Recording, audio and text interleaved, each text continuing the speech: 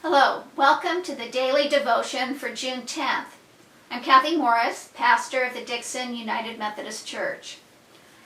As we get ready to celebrate the birth of Christ, we often hear a reading that comes from the 11th chapter of the book of the prophet Isaiah. In this chapter, Isaiah proclaims God's promise to send a truly righteous leader who will lead God's people.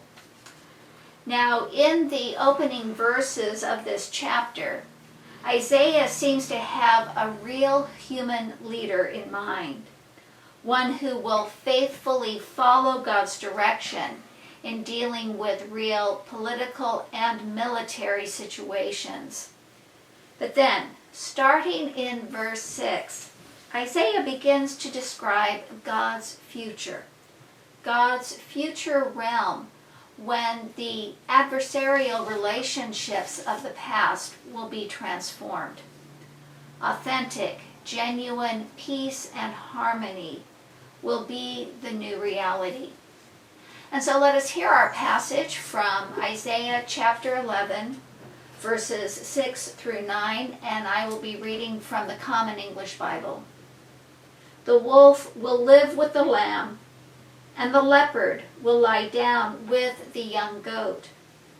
The calf and the young lion will feed together, and a little child will lead them. The cow and the bear will graze. Their young will lie down together, and a lion shall eat straw like an ox. A nursing child will play over the snake's hole. Toddlers will reach right in over the serpent's den. They won't harm or destroy anywhere on my holy mountain. Wolves and lambs, leopards and young goats, cows and bears, ox and lions, infants and snakes. All of these living in peace with one another. There is no fear or threat for anyone. This is a beautiful vision, but that time is not this time. The events of these last few weeks, with the deaths of Ahmaud Arbery, Breonna Taylor, and George Floyd, along with numerous examples going back centuries, when people of color have been subjected to excessive force, to scrutiny, to harsh sentencing. When people of color have faced educational, financial, social, and political obstacles that have held them back from creating stable and productive lives. These things, when seen together, remind us how far we are from God's peaceable kingdom. God's peaceable kingdom, when no one will hurt or destroy in all God's holy mountain. Julia Foote was an African-American woman. She was born in Schenectady, New York in 1823. She was born a free woman. Nonetheless, she experienced terrible abuse, and this hardened her heart toward God. But the Holy Spirit, God's Spirit, moved on her heart in an extraordinary mystical experience. Julia Foote became a powerful evangelist. In her autobiography, she tells of an experience that her mother had when she had gone to worship at her church.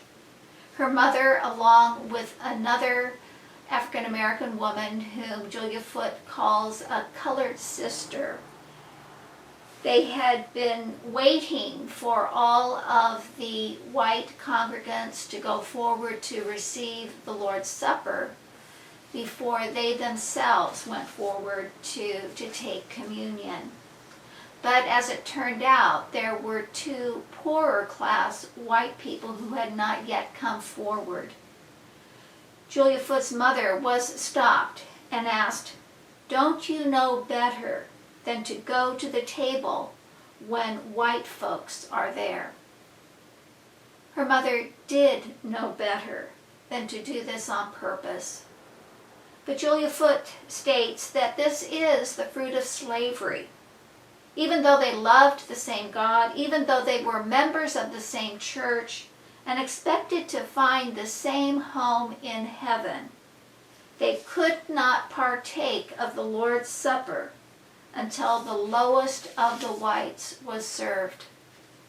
Julia Foote wrote, "How many at this present day profess great spirituality and even holiness, and yet are deluded by a spirit of error, which leads them to say to the poor and colored ones among them, 'Stand back a little, I am holier than thou.'" There is a deep sadness and in fact a shame that we feel as we think about the messages that we send out. The message that some groups of people are holier, more trustworthy, more valued than others. The change that is needed goes deeper than laws or rules. It is change in our hearts and minds. And as we know in all of these aspects of life, we need God's help in order to bring about this deep kind of change. The prophet Isaiah says, "A child shall lead them." Indeed, a child will lead us into this new reality, and that child is God's Son, Jesus Christ. In your prayer journal for today, I invite you to write down the things you hope to see in God's kingdom of justice and peace. And once you have written that description, offer the words of the Lord's Prayer that we pray each week. "Thy kingdom come, thy will be done."